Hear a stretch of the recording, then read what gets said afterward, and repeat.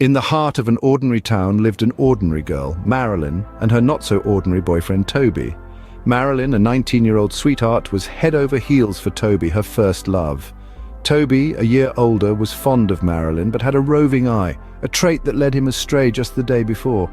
Their relationship was a peculiar blend of innocence and disrespect, a complex dance that left Marilyn unknowingly twirling to the tunes of deceit.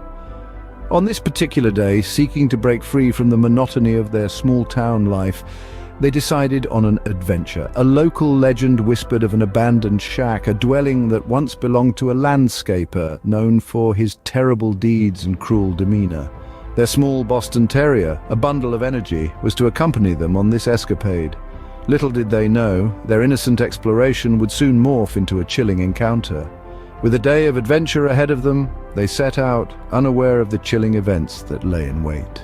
As they neared the shack, their cheerful chatter was silenced by a sudden eerie whisper, one soul's fear. The path winding through the dense forest seemed to grow darker, the trees casting long twisted shadows that danced in the breeze. The world around them was hushed, as if the very air held its breath in anticipation. Their Boston Terrier, usually so energetic, had vanished from sight. The leash in Marilyn's hand was empty, the collar abandoned on the path.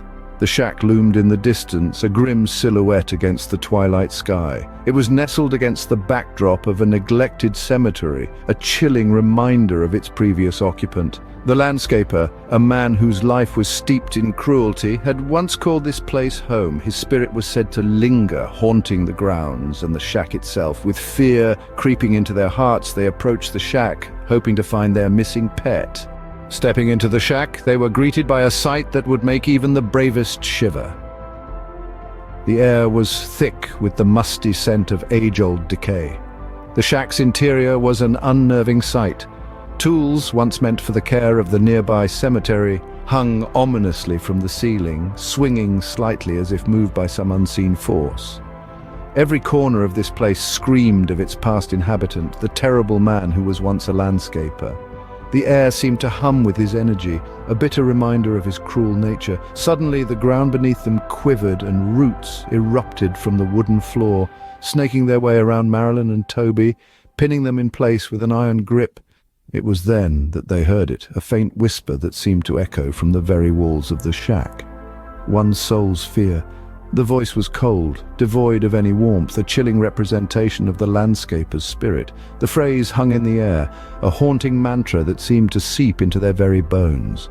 The shack was not just a dwelling, it was a trap, a chilling monument to the landscaper's dark past. It was a place where his spirit still resided, where the echo of his cruelty was as potent as ever. One soul's fear was not just a phrase, it was a requirement, a prerequisite for his twisted games.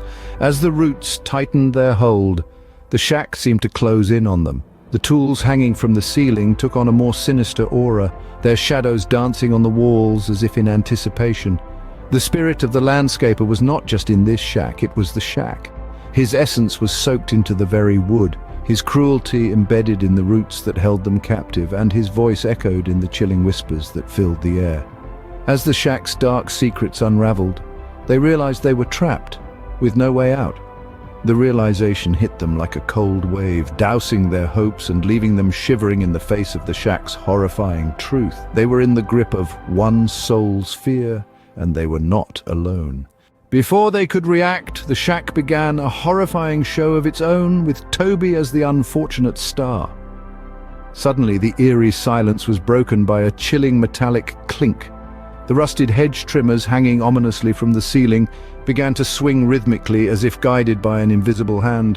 One by one they descended on Toby's outstretched hands, each swing severing a finger with ruthless precision. Each cut was marked by Toby's shrill screams echoing through the decrepit shack.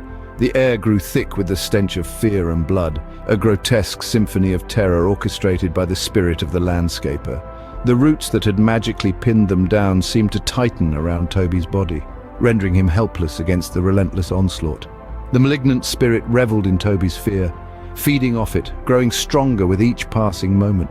Toby's face, once full of arrogance and disrespect, was now a mask of pure terror. Then came the finale of this morbid spectacle. There, among the other tools of the landscaper's trade, hung a rusty pickaxe, its sharp edge glinting menacingly. With a sudden jolt, it flew through the air, guided by the same invisible hand. In a heart-stopping moment, it found its mark, piercing Toby's chest with a sickening thud. The shack echoed with Toby's final wretched scream before he fell silent, his life cruelly snuffed out.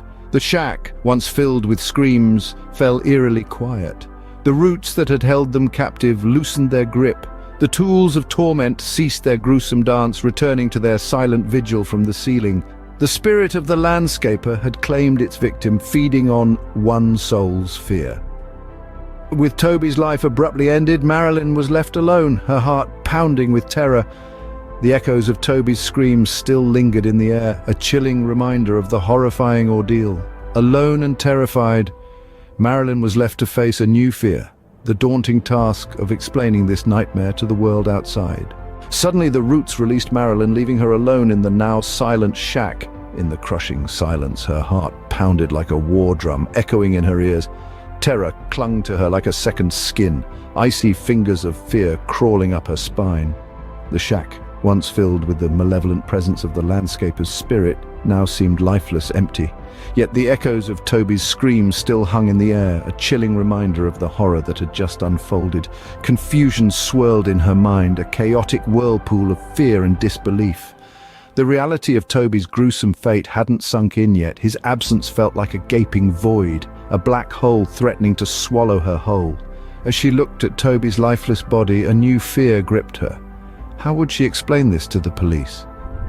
As Marilyn steps out of the shack, we are left wondering, what will happen to her now? Comment below and tell me exactly what you think is going to happen to Marilyn. Give me your wildest ideas.